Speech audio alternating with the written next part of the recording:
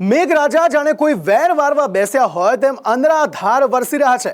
અટકવાનું નામ જ નથી લઈ રહ્યા અને તારાજી પર તારાજી સર્જી રહ્યા છે.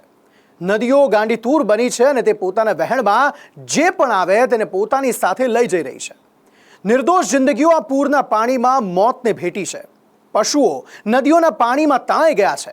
ઘર વખરી છીનવાઈ ગઈ છે અને બધું જ બરબાદ થઈ ગયું છે. તમને થશે ગુજરાતમાં આવો વરસાદ ક્યાં વરસ્યો છે? પરંતુ અહીં વાત ગુજરાતની નહીં પરંતુ ભારતના પૂર્વોત્તર રાજ્યોની છે. એક બે નહીં પરંતુ 11 નદીઓ પૂર્વોત્તરમાં તબાહી મચાવી રહી છે.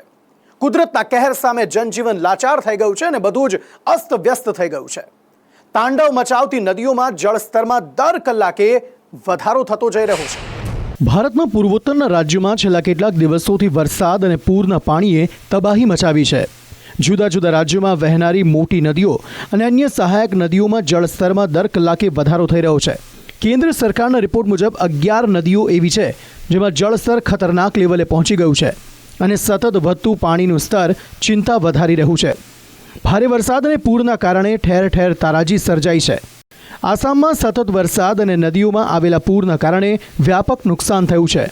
આસામના 29 જિલ્લાઓ પૂરની ચપેટમાં આવી ગયા છે.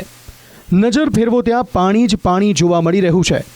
ખેતરો ક્યાં છે, રસ્તાઓ ક્યાં છે તે જાણવું સાવ મુશ્કેલ બની ગયું છે. આખાને આખા ગામ બરબાદ થઈ ગયા છે અને ઘરો પૂરના પાણીમાં તણાયા છે. ઘર વખરી વધી નથી અને ગામડા ક્યાં હતા અને નદીઓ ક્યાં હતી એ જાણવું મુશ્કેલ બન્યું છે.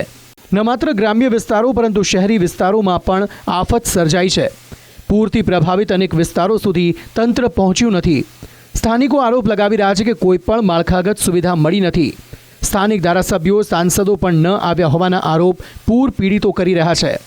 अभी हम लोग को पास कोई तिरपल भी कुछ भी नहीं मिला. हम लोग एक तो तिरपल खरीद करके ले गया के वो तिरपल का नीचे में रह गया.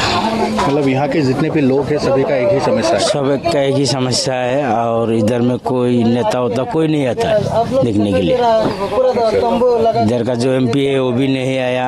इधर का जो विधायक है अशरफ है वो तो नहीं आया. कोई नहीं आया. આસામના સિલ્ચર જિલ્લામાં સ્કૂલ કોલેજોને રાહત કેન્દ્ર બનાવવા પડ્યા છે. પૂર પ્રભાવિતોને રાહત કેન્દ્રોમાં રાખવામાં આવી રહ્યા છે. મુખ્યમંત્રી હિંમત બિસ્વા શર્માએ પણ પૂર પ્રભાવિત વિસ્તારોની મુલાકાત લીધી હતી. પાણી ભરાયેલા હોય તેવા વિસ્તારોનું તેમણે નિરીક્ષણ કર્યું હતું. હિંમતા બિસ્વા શર્માના કહેવા મુજબ આસામમાં હાલ સ્થિતિ કાબૂમાં છે અને યુદ્ધના ધોરણે રાહત કાર્ય ચલાવવામાં આવી રહ્યું છે. આસામમાં 21 લાખ લોકો પૂરના કારણે પ્રભાવિત થયા છે. 29 જિલ્લાઓ જળમગ્ન થઈ ગયા છે અને 52થી વધુ લોકોના પૂરના કારણે મોત થયા છે. ખેતીની 57,000 હેક્ટર જમીન પાણીમાં ગરકાવ થઈ ગઈ છે. 698 રાહત કેમ્પોમાં 39,338 પૂર પીડિતો વસવાટ કરી રહ્યા છે. પૂરની ચપેટમાં કાઝીરંગા રાષ્ટ્રીય ઉદ્યાન પણ આવી ગયું. 31 જાનવરોના તેમાં મોત થઈ ગયા છે અને 82 પ્રાણીઓને બચાવી લેવામાં આવ્યા છે. 20 પ્રાણીઓનો ઇલાજ કરવામાં આવી રહ્યો છે. મણિપુરનું ઇમ્ફાલ પણ પૂરના કારણે પ્રભાવિત થયું છે. નજર ચારે તરફ કરો ત્યાં પાણી જ પાણી જોવા મળી રહ્યું છે. NDRF SDRFની ટીમ રાહત કેમ્પોમાં જીવન જરૂરિયાતની ચીજવસ્તુઓ પહોંચાડી રહી છે. પીવાના પાણીની બોટલો પહોંચાડવાની ફરજ પડાઈ રહી છે. મેઘાલયમાં પણ પૂરના કારણે હાલ બેહાલ થયા છે.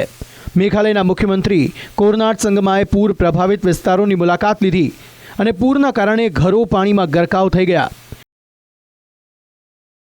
પૂર્વોત્તર રાજ્યોમાં તો વરસાદ અને પૂરના કારણે હાલ બેહાલ છે તો રાજસ્થાન, મહારાષ્ટ્ર, ઉત્તર પ્રદેશમાં પણ જુદા જુદા ભાગોમાં વરસાદી માહોલ જોવા મળ્યો.